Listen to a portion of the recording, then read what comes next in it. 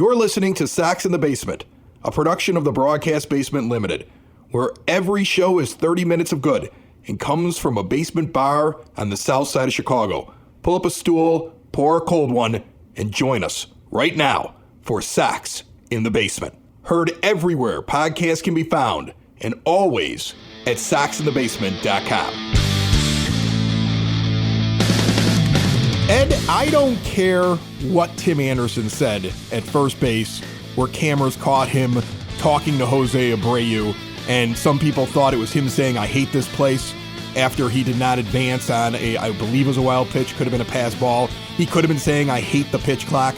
He could have been saying, "I should be on second base." I've had a lot of people tell me what they think he's saying. None of that bothers me, and none of it concerns me. What I saw that stuck out to me over the weekend series with the White Sox and the Astros, where you lose yet another series. You lost 2 out of 3. You're averaging 2 out of 3 losses. You're 14-28. You have twice the losses as wins. What concerned me the most, or that stuck out to me the most, I don't know if it concerns me, it stuck out to me, was that moment when Anderson approaches Abreu and they embrace on the field.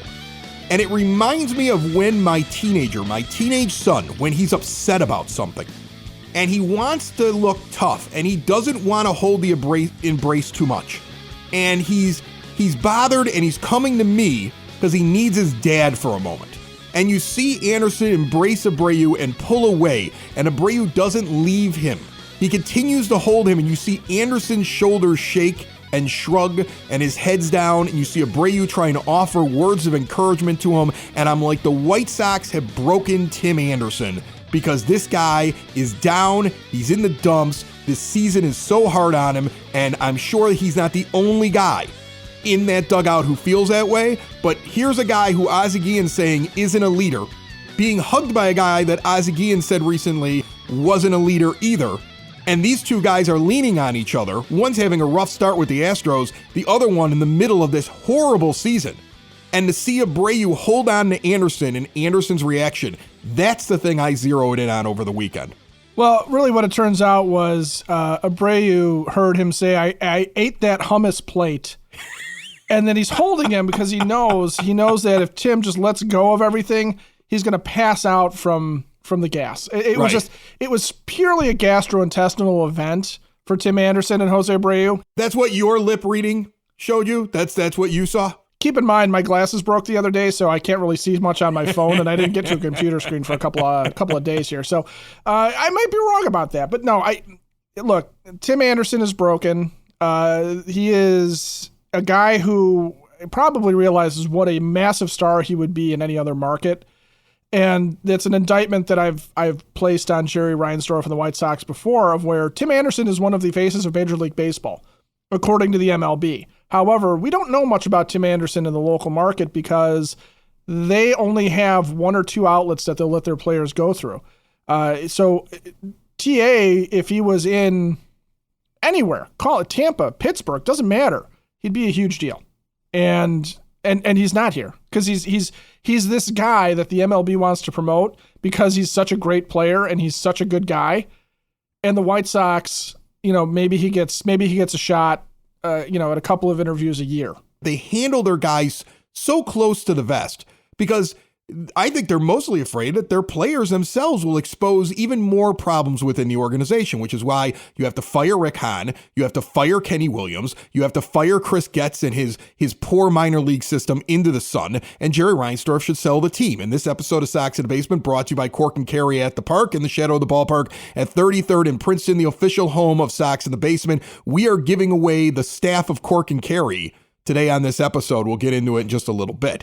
But I think that's a problem. You're right. It'd be great if we could hear more about what's going on with him and with the rest of the team. Maybe they need it. Maybe they need a therapy session. I was out in Blue Island this past weekend at a Mayfest event that was up and down Old Western Avenue.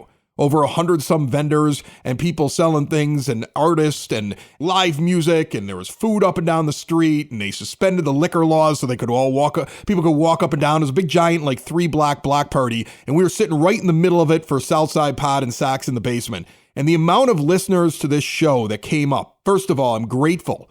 I'm grateful that you came up, and those of you that apologized to me, I love you, man. I may have missed a show or two. This team is terrible. I understand.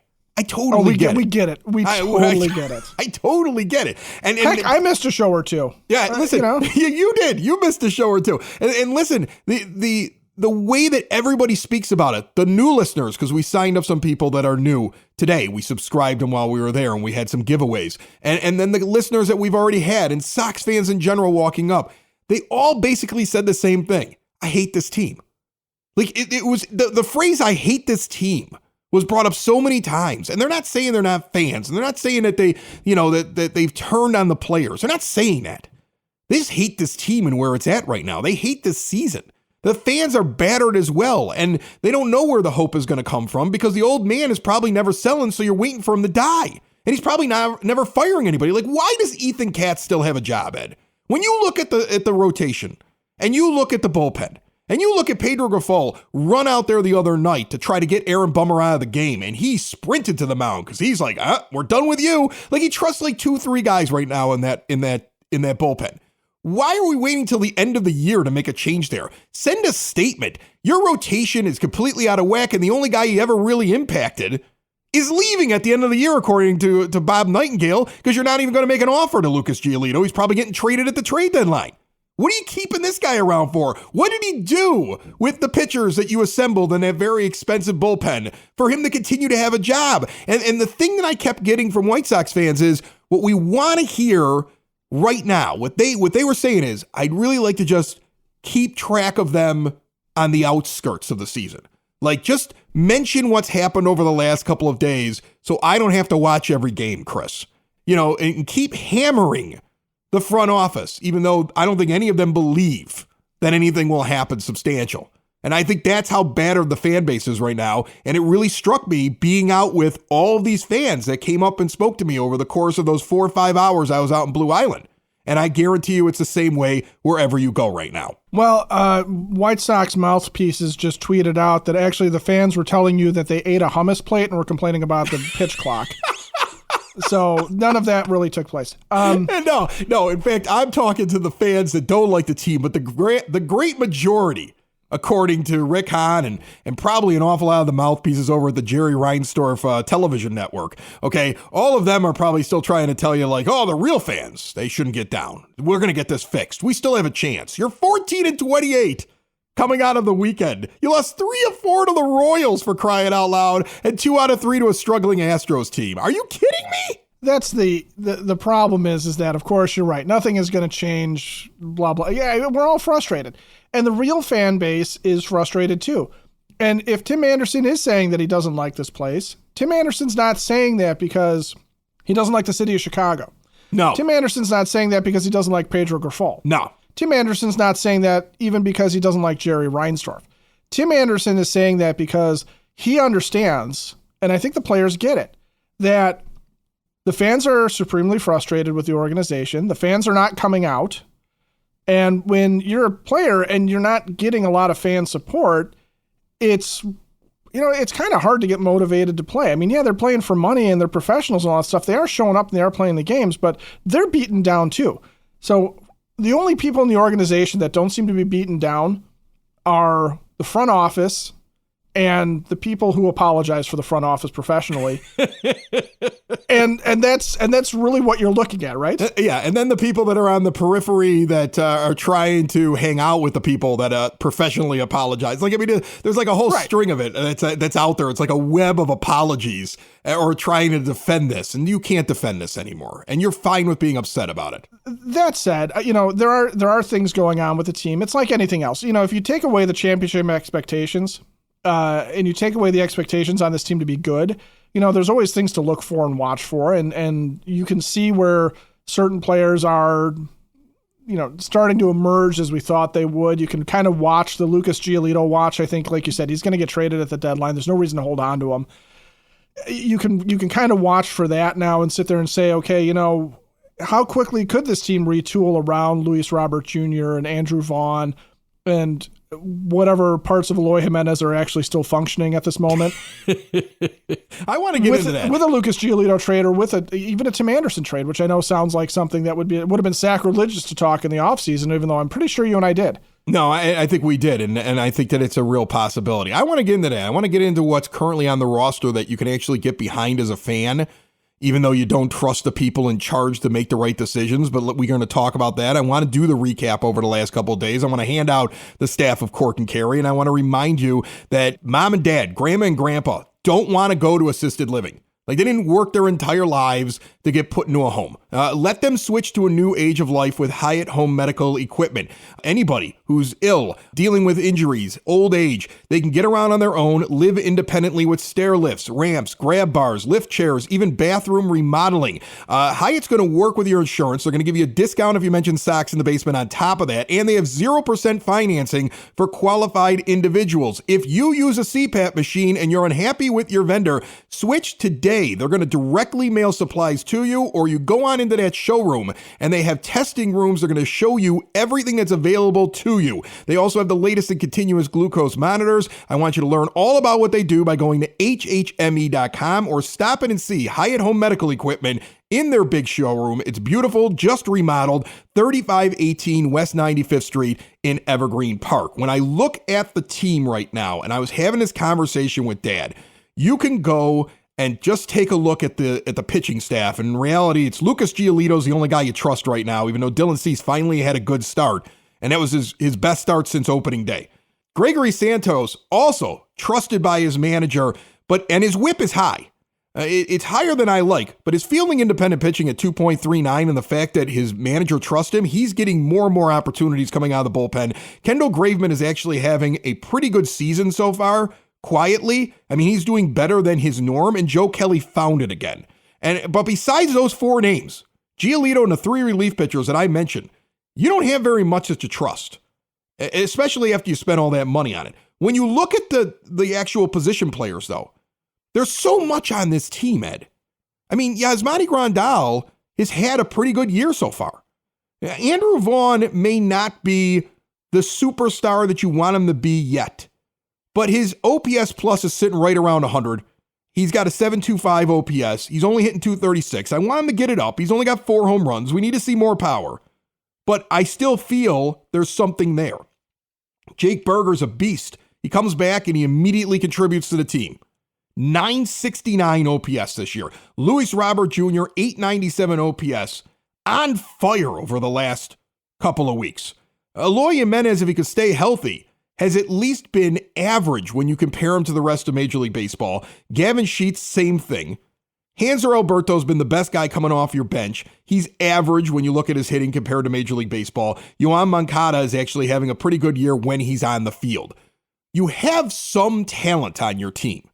You need a little bit more on the high-end talents, and that's why the White Sox and Rick Hahn and Kenny Williams failed in not going out and getting a Machado or a Harper or some other impact player, because imagine that thrown into this lineup. They also never fixed second base or right field, because notice I didn't mention a second baseman or a right fielder as I went through the guys that are viable on this team. And your bench is weak, so when you suffer an injury, you can't overcome it. That's it. That's the White Sox in a nutshell. Do they have pieces? Yes. Would it be nice if you could look at Berger and Jimenez and Vaughn and Sheets and say, I probably only need 2 of those guys? And wouldn't it be great if my general manager were competent and could actually make a deal to move talent that would be viable on other teams for talent that we need at positions that we don't have? Yeah, that'd be great. But he's incompetent, and that's why he shouldn't be here anymore. You hit it on the head when you're looking at the players that we have here. And Jake Berger, for example, it's kind of sad that with the time he just missed, and the fact that he really wasn't an everyday player to start the season. I mean, it's not until Yoan Moncada gets hurt that he gets in the lineup on a regular basis, and he gets hurt himself. He's still second on the team by a long shot in home runs, right? He's got 8, and the next closest down is, 4, I think? Right. So he and Robert Jr. should be in the lineup all the time. Yeah. Like, I understand that you have players that you built more marketing around. But that guy's one of the stars in your lineup, and he shouldn't be on the bench. Ever. No. I don't care. When Jimenez comes back, he should be fighting for time over Berger in the DH spot if Moncada's still hitting at third. I'm sorry, it's true. Jake Berger has contributed more to this season, and his arrow is pointing up more, and he's had far less injuries over the last couple of years. I mean, ever since he made it to the majors and got over those initial things after he was drafted. And look at his draft stock. That guy has earned the opportunity to be out there swinging a bat every single game. Well, how about this for something that, we really should be seeing when Eloy Jimenez is back healthy? Eloy Jimenez has not been saved. His health has not been saved by being a DH this year. So put him back in right field. Yeah, put him in right. Put him in right field. Put him back in the outfield or put him in left and move Benintendi over to right. That's fine. Put him back in the outfield. Have him play out there every day. That's what he wants to do. Make him happy. He's getting hurt, whether he's a DH, whether he's on the field. It doesn't make a lick of difference. The guy's made of glass, apparently. So let him go there and then let Jake Burger be the DH. And if he needs a day off, Gavin Sheets is a perfectly fine fill-in. If there's a really, really nasty righty that you don't want Burger to have to face, or if he's feeling a little something in one of the Achilles that was repaired, whatever. He's going to take a day off here and there, but Burger should be the primary DH on this team. Eloy Jimenez should go back to the outfield because it doesn't matter. He gets hurt anyway. And that will help stabilize this lineup. And fine, build around Jake Burger. You never traded him, so you either believed in him or nobody else did. Or you were expecting this to happen at some point with the idea that you were going to trade him, but now he's not surrounded by superstar talent. So let Burger eat. No, I like it. It's a weird way to say that, but let Burger That's eat. That's a t-shirt. That's a t-shirt we're making it. Let Burger eat. Really? Let's take a look at the recap. This is brought to you by the Village of Lamont. Want to experience a downtown with real history, great eats and drinks, and green spaces filled with adventure? Visit the Village of Lamont, shop, dine, drink, explore, and visit lamontdowntown.com for information on their 150th anniversary with a special beer that's been put out there in Lamont, celebrating it. I'm going to get out there. All right, here's the recap for those of you who are trying to skip everything that has to do with this team, and I totally understand it. Here's the standings. They're 14-28. They're 9.5 games back. They are lucky to be 9.5 games back because they play in a terrible division. They're 9 back in the wild card as well. None of it matters. You have a negative 71 run differential. My goodness. It's horrible. Everything is bad. Don't feel bad if you miss a game from time to time. Don't feel bad if you're like me. My dad goes, "Hey, do you want to go to the game tomorrow night?" And I go, "No, I can't." And he goes, "Well, why?" And I said, "Well, Audrey's got her marching band banquet." He's like, "You really want to go to the marching band banquet?" I'm like, "I don't know. It's $25 a head. They're going to feed me. There's a cash bar. I'm not giving my money to Jerry, and I don't have to watch him lose." Like, normally, I would have told her, "Sweetheart, Papa's got tickets. I got to go." And I will go to games this year, right?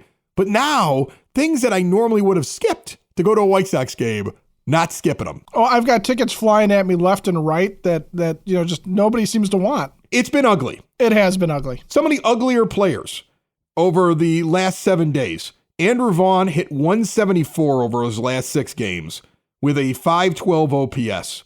Hanser Alberto, who's currently your second baseman with Elvis Andrus injured, or Romy, whoever you want to throw out there that's going to be bad. Alberto's actually been good over the year, but over the last 6 games, and he's played all 6 of the last 7 days, 158 with a 449 OPS. Even Gavin Sheets falling off. He was hot for a while. 222 with a 611 OPS. The only guy that's starting to heat up a little bit, Andrew Benintendi, who had a 775 OPS over the last week. And then the winner of the Staff and Cork and Carry. It started as a gag. I write a blog called Mismatched Socks that companionizes with our little show here.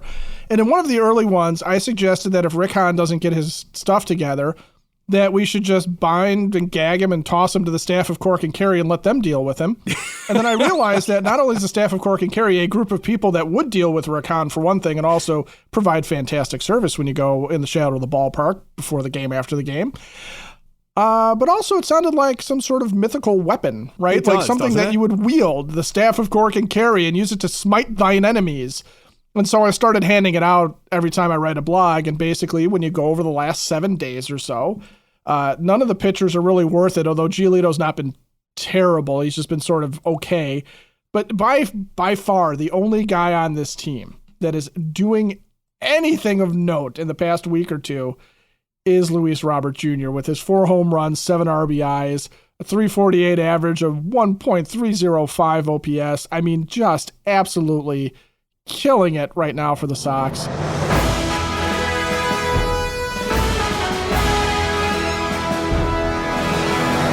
Listen, go back 15 dadays. Go back 15 days. His last 13 games. That OPS is higher. The batting average is higher. Oh my gosh, it is. It's 422 with a 1.442 OPS. Yeah, he's killing it, man. He's on fire. And you know what? He's a star. He's a star surrounded by a team that isn't good enough. He is Mike Trout. You know how they always said he's like Mike Trout? He is Mike Trout. We didn't mean that way. No, but that's what he is. He is. At least he gets to wield the staff of Cork and Kerry in a mythological sense and smite his enemies with it.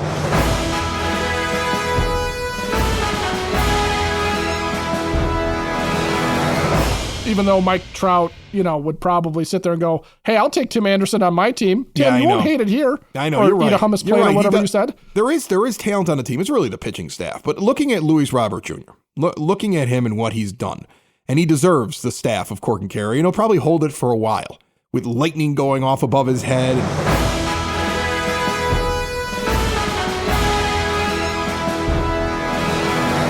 When he wields it above his head, the wind whips up and everything like that. I've got it. Your mythological staff. I see him growing a gray beard while he holds it. I would imagine whoever holds it, like immediately is transformed into some sort of robes. The pinwheels go off on the scoreboard, but instead of fireworks, it's just lightning. Exactly. And fire. That's what happens when you have it, and I'll be looking for that if I get around to watching a game, right? But when I look at what he's doing right now, it all comes after he was held accountable. Isn't that amazing? We always talk about how there's a lack of accountability. Kenny Williams thinks there's tons of it. There isn't. That's why all the same people still work there, even though they're all inept and the team is constantly mired in mediocrity or worse. But you had a manager hold him accountable.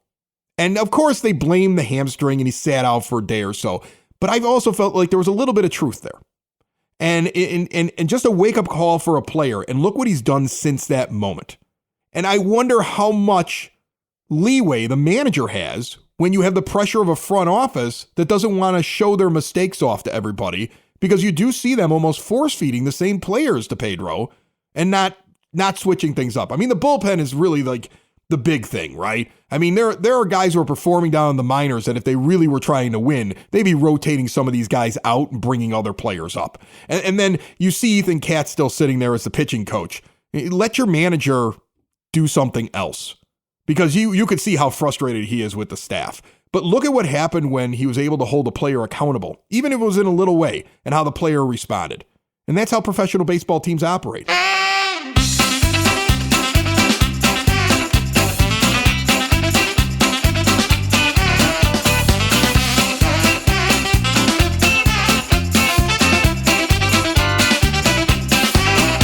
Hailstorm Brewing Company, the official brewery of Sox in the Basement, out in Tinley Park at 8060 186th Street, right off of 80th Avenue.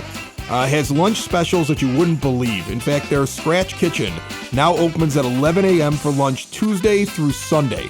It is completely acceptable in this day and age to go and have lunch and a beer at a working brewery that's got a beer hall vibe to it, like it's a German beer hall, that's got an incredible tap room that's in there. Have your next business luncheon or just take a break in the middle of the day over at Hailstorm Brewing. Take a listen, take a gander to some of the things that are on the menu at this very moment. They've already had their smoked chicken wings featured on Chicago's Best.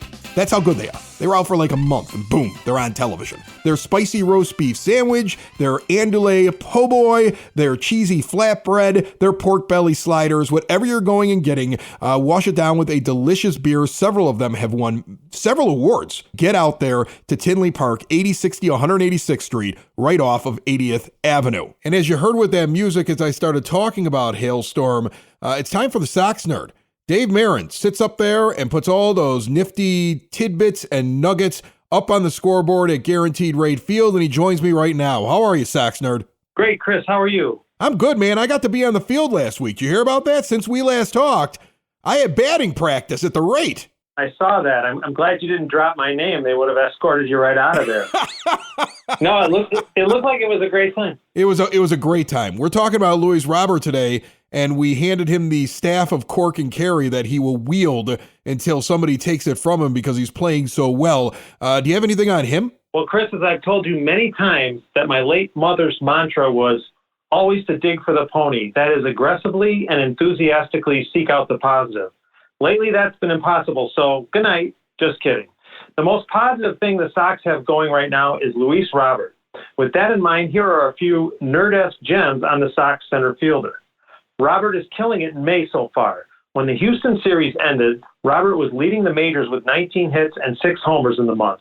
If he maintains that pace, certainly the club May home run record of 12 set by Frank Thomas in 1994 and the club May hit record of 43 set by Buck Weaver in 1920 are in reach.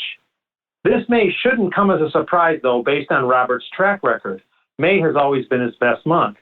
His surge in the last few days has boosted his career average in the month to 370 with a 433 on-base percentage. At this moment in time, that 370 May average is tops in Sox history and second all-time among players with at least 135 at-bats in the month. Only Ike Boone's 377 average from 1924 to 1932 is higher all-time than Robert's May average. Boone, by the way, played with the Sox at a reported 300 pounds in 1927, but May was the only month that season that he did not play for the club because of a bout of appendicitis. Robert emerged from the weekend series as the White Sox all-time leader with a 395 average against the Astros. Who's second among Sox with at least 10 games against Houston? How about Alejandro Diaz, who hit the Astros at a 375 clip from 2012 to 2015. Pedro Gafal has moved Robert all over the order so far this season, starting him at least once in the first 6 spots of the order. Robert's best slot has been number 5, where he has slashed 364, 440, and 864. His worst spot is at the top, where he is hitting 056 and 6 starts. I found it really interesting that Robert's splits show he's really good early in the game. In the first and second innings this season, Robert is hitting 421.